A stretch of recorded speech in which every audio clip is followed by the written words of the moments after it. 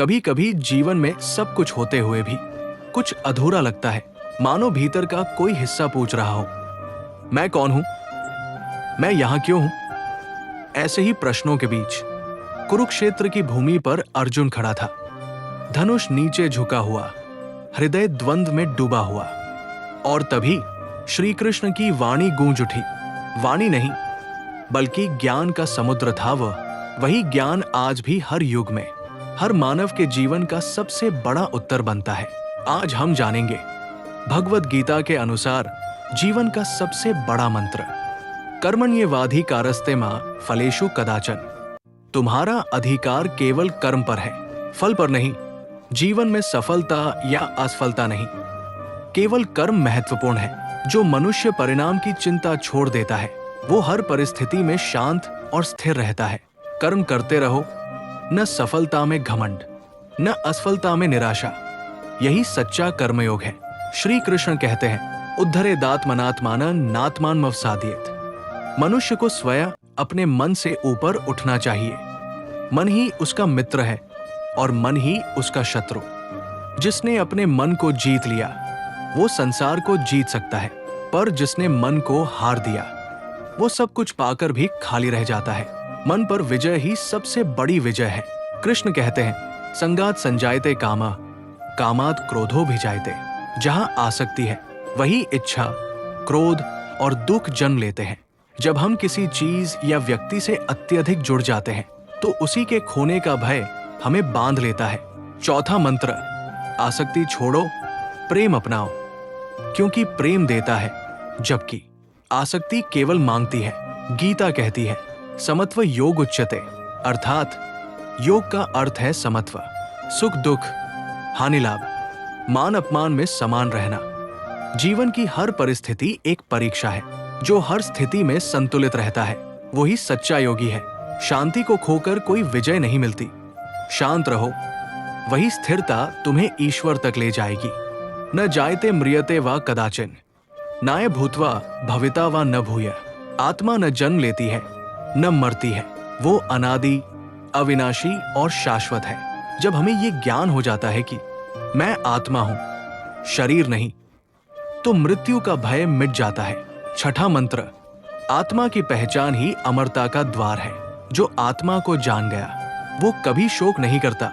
कृष्ण कहते हैं, योगस्थे कुरु कर्माणि संग त्यक्त्वा धनंजय। कर्म करो लेकिन फल की आसक्ति छोड़कर। यही निष्काम कर्म योग है। जब हम मैं कर रहा हूं की भावना छोड़ देते हैं तो कर्म ईश्वर के लिए हो जाता है।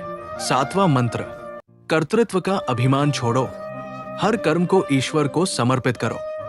सर्वधर्मान परित्यज्य मामेकं शरणं व्रज। सब धर्मों और भ्रमों को छोड़कर केवल मेरी शरण में आ जाओ। समर्पण का अर्थ हार नहीं बल्कि अहंकार का विसर्जन है। जब मैं मिटता है तब भगवान प्रकट होते हैं। आठवां मंत्र, समर्पण ही मुक्ति का द्वार है। जो ईश्वर को पूर्ण रूप से अर्पित हो गया वो दुख से मुक्त हो गया। जब मन शांत होता है, जब कर्म निष्काम होता है, जब आत्मा की पहचान हो जाती है, तब मनुष्य जीवन मुक्त कहलाता है। वो संसार में रहते हुए भी संसार से परे होता है। वो सबके बीच रहता है पर किसी से बंधा नहीं। नवां मंत्र, सच्ची जीत बाहरी नहीं भीतरी होती है। जिसने स्वयं को जान लिया उसने सृष्टि को जान लिया। अर्जुन ने जब धनुष नीचे रखकर कृष्ण के चरणों में समर्पण किया, वहीं से उसका असली जीवन शुरू हुआ। और यही गीता का सार है। कर्म करते रहो बिना आसक्ति के, मन को साधो बिना भय के, और अंत में सब कुछ ईश्वर को समर्पित कर दो। यही है जीवन का सबसे बड़ा मंत्र, समर्पण और प्रभु को प्राप्त करना। मनुष्य का जीवन एक यात्रा है, जन्म से लेकर मृत्यु तक की यात्रा नहीं बल्कि अहंकार से आत्मज्ञान तक की यात्रा।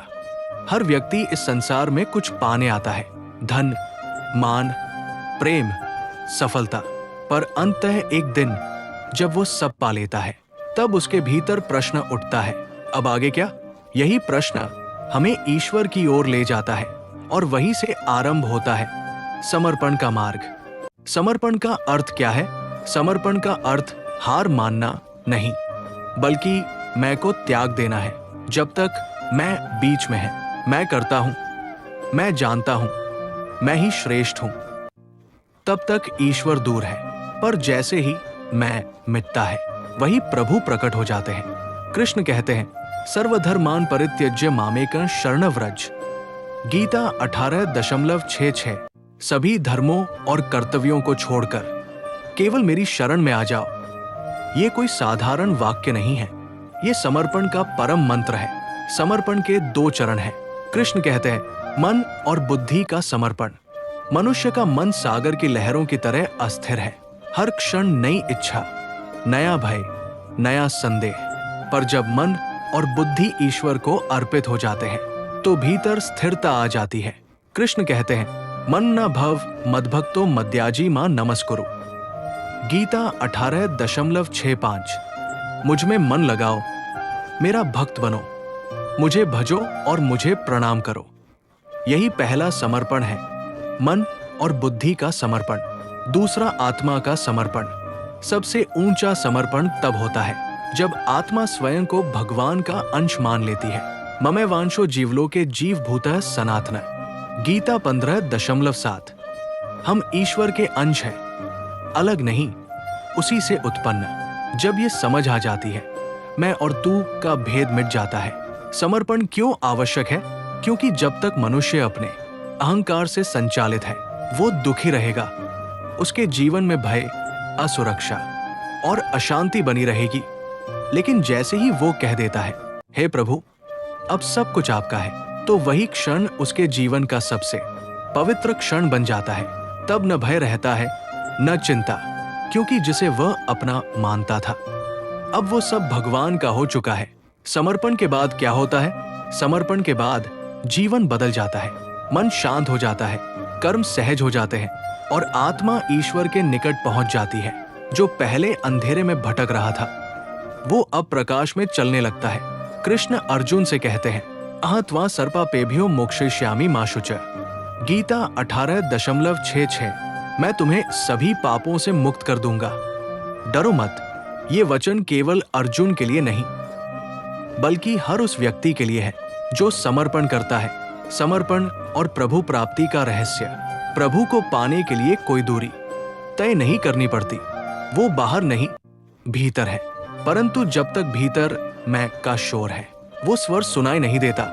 जब हम भीतर से शांत हो जाते हैं, तब वही आवाज सुनाई देती है जो अर्जुन ने सुनी थी, जो मीरा ने महसूस की थी, जो अर्जुन को कृष्ण से मिलाती है, जो आत्मा को परमात्मा से जोड़ देती है। समर्पण ही वो पुल है जो मैं तक की दूरी मिटा देता है। समर्पण का अनुभव कैसा होता है? ये कोई शब्दों में कहने योग्य नहीं। ये वही अनुभव है जब आंखों से आंसू बहते हैं पर दिल में असीम शांति होती है। जब संसार की सारी दौड़ थम जाती है और भीतर बस एक आवाज गूंजती है, तुम अब मेरे हो। यहाँ व्यक्ति कुछ खोता नहीं, बल्कि सब पा लेता है। धन नहीं, मान नहीं, परंतु परम आनंद। समर्पण के बाद की स्थिति प्रभु प्राप्ति। प्रभु प्राप्ति का अर्थ है, प्रभु बाहर से नहीं आते, बल्कि भीतर प्रकट होते हैं। जब हृदय निर्मल होता है, अहंकार विलीन होता है, तो ईश्वर उसी हृदय में चमकने लगता है। तब जीवन में हर कर्म, हर क्षण, हर श्वास भगवान का आशीर्वाद बन जाती है। यही गीता का चरम संदेश है। जो मुझे समर्पित हो जाता है, वो मुझ में विलीन हो जाता है। जीवन का सबसे बड़ा मंत्र न किसी मंदिर में है, न किसी शास्त्र में लिखा हुआ, वो तो आपके हृदय में है। जब आप पूरे मन से कह देते हैं, हे प्रभु, अब सब कुछ आपका है, तभी जीवन का सच्चा अर्थ प्रकट होता है। समर्पण कोई अंत नहीं, बल्कि आरंभ है। प्रभु को पाने की यात्रा का आरंभ। जीवन का सबसे बड़ा मंत्र समर्पण, और समर्पण का फल प्रभु की प्राप्ति। यदि ये ज्ञान आपके हृदय को छू गया हो, तो इसे सुनिए, समझिए और जीवन में उतारिए। क्योंकि गीता का उपदेश केवल सुनने के लिए नहीं, जीने के लिए है।